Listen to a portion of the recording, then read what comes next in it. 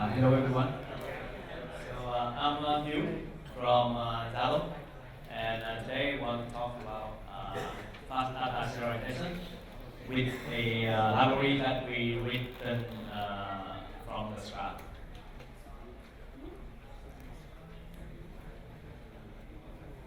And for the reason why we make this library is that we have some challenges at the team of working on. And how many of you are using Zalo right now? Yeah, pretty much everyone from you know this application.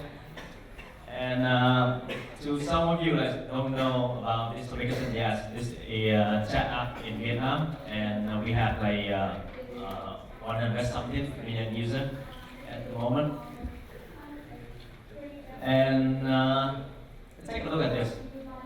So this is the project that I been working on in the last almost like 2 years, 1.5 years, and so in Zalo, in the chat app, we have a chat screen, and inside of that we have many chat messages, and in all the places as well we have many UI, and we make the app really fast. People love it, and we want to improve our UI framework. That's why we written our own UI framework, and we don't use the native UI provided by Android. As you can see here, when you enable the layout bounds debugging in the developer console, you will see on the boundary of the views on the screen. And you can see here on the chat message, each row it has its own like canvas, and it's a big view, and there's no like boundary over here, right? Only one giant area. And so we've been using this in like many places in our application. And one of the challenges is rendering the switches is expensive because we have to calculate the coordination, we have to calculate the like arranging the layout, like where the button like place, where the text, and all that stuff on the screen. And so that process is expensive, and we want to speed it up. So we calculate layout, we arrange layout, and then we save on the information, and we cache it on disk or on the memory. And later on, we can easily load the UI like almost instantly.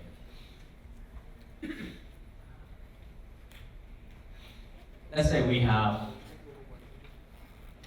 this class, and we want to save it, we want to catch it, and later on we load it and we render it on screen. We have to deal with serialization, right? Let's say we have this class. We have the widgets, we have the ID, we have the coordination, and we have the children, we have the style of the widgets, and more.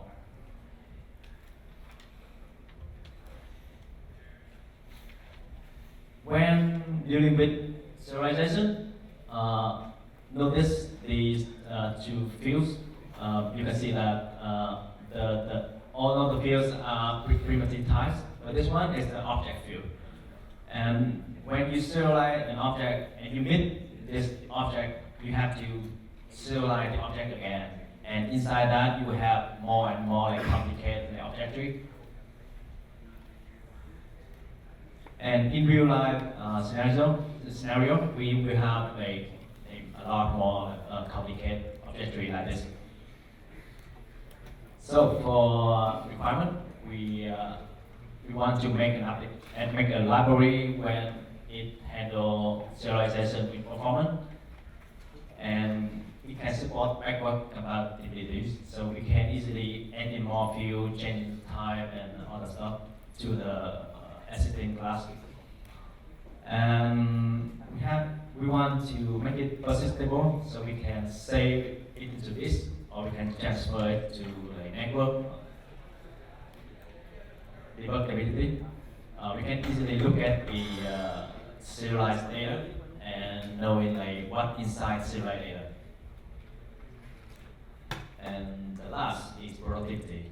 So we want to make a library easy to work with and fun to work with.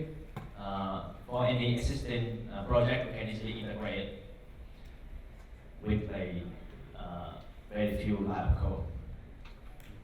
So there's some library out there. We take a look at them. SQLite, Serializable, Parserable, Clover, and other. And let's see like how they satisfy on the requirement. For SQLite, performance not really good, but it can support backward compatibility. We can migrate the schema. We can store it into the disk. We can take a look at the table and know like which data is on. But it's difficult to integrate to the app, right? Not too difficult, but it's quite like troublesome. So you can see here in the table, like for serializable, the not performance, we cannot support backward compatibility. We can save it on this, we cannot debug it. It's very easy to integrate, but on this library, and we look in more library, we don't find a library that's suitable for us, that's satisfied on the requirement. So we make Neo. Actually, Neo is the new name. The original name is something different inside Xalo, but when we try to open source it, we rebrand it. So what's in Neo do? Let's take a look at the code. Let's simplify the code a little bit. So let's say we only have two fields, the ID field and the star. To support like serialization with Neo is very easy. We just need to add the annotation at the top of the class definition. We annotate it with Neo object, and that's it. So what does it do? Later on, we can easily we can serialize the object into a serial file, and we can serialize it into an object. Very easy. But how can it do something like that? Let's take a look at this one. So this is actually the code generated by annotation processor provided by Neo, and it provides two methods, serialize and deserialize. We have to serialize the Xalo widgets and deserialize it. The way we implement this, you will see it a lot like really similar to Parserable. Any of you have worked with Parserable before? Yeah, so you know, I see. So we write on the field sequentially, and we read on the field in the deserialize method in the same order when you write to this. And for this one, you will notice that it's in an object, and the way it supports serialization here is the same with Xalo widgets. Because the style in the definition of style, we will annotate it with Neo object, and then it will generate on the helper method for serializing and deserializing. So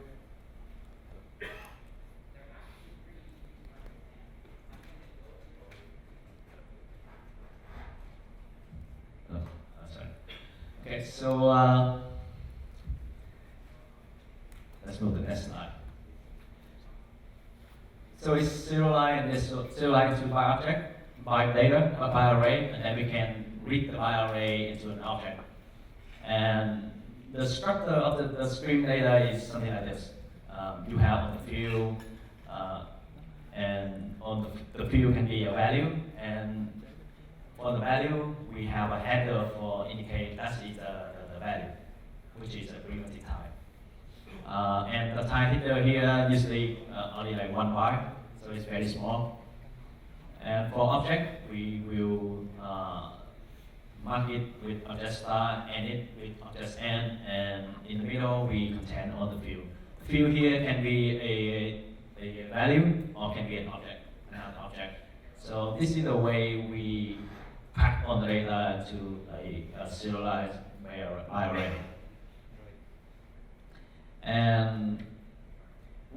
about backward compatibility. So take a look at this. If we want to add, like, let's say, another attribute, another field into the dialog widget, how can we do that? We add new field into that part, and we mark the end further.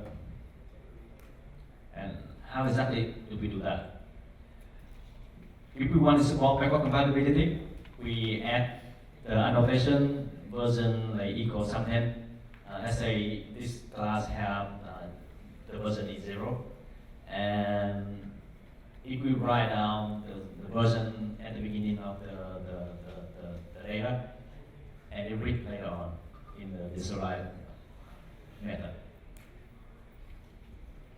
And if we want to add new field into the class, we increase the version, we add the field at the bottom of the class definition, we mark it with the attribute, say that neon property sync version 1, and then see the generated code, and we handle the new data append at the end of the array.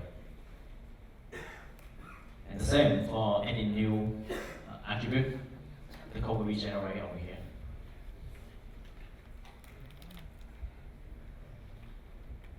And so this is the easiest way to support backward compatibility. Very easy.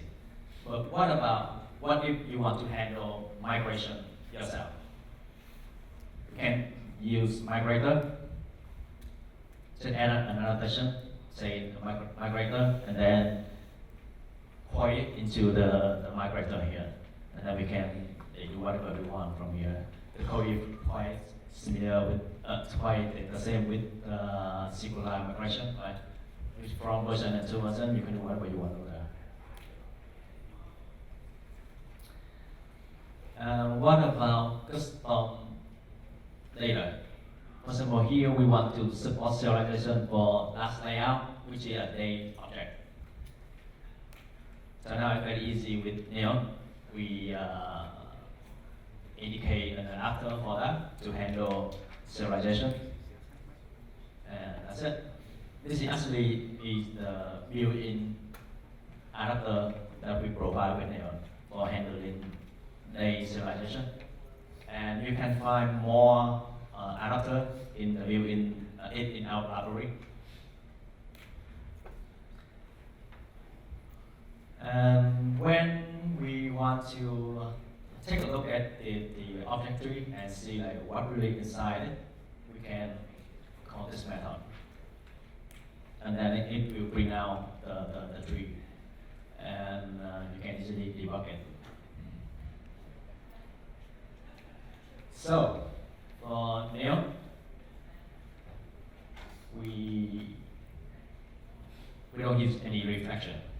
With serializable, with Java serializable, it will serialize on the class schema, including on the field, on the class definition, on the what interface implement, what class it extends.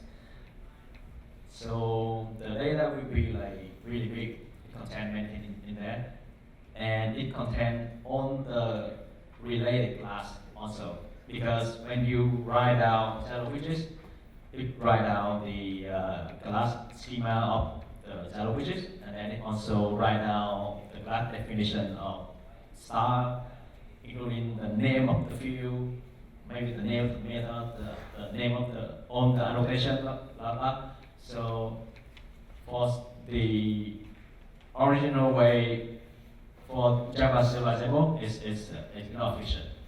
And it's use a lot of reflection. So here, they don't use any reflection, so it's quite performant. And we can easily use the two annotations here to handle backward compatibility. So they can support backward compatibility. We can serialize the data into a array, And with byte array, you can do whatever you want with it. You can save it to disk, you can send it to network, and you can send it everywhere. So it supports versatility. You can dump the data, view like the object tree inside the serialized data. It's very easy to work with to debug the data. And we use a lot of annotation processor here. It provides a lot of magic, and I think it's quite productive to be working with Neo.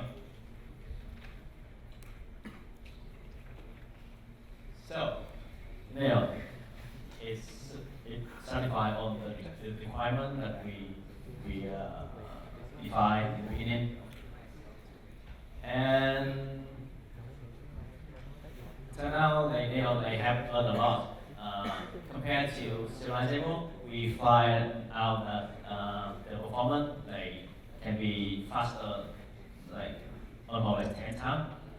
And with the data size is reduced by like at least 5 times because only contain the data without any bad definition, no reflection.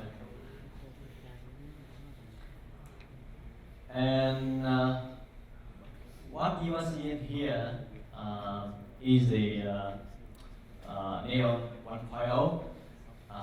I will show you the address for GitHub. Right now, you can modify the version 0.8 on GitHub.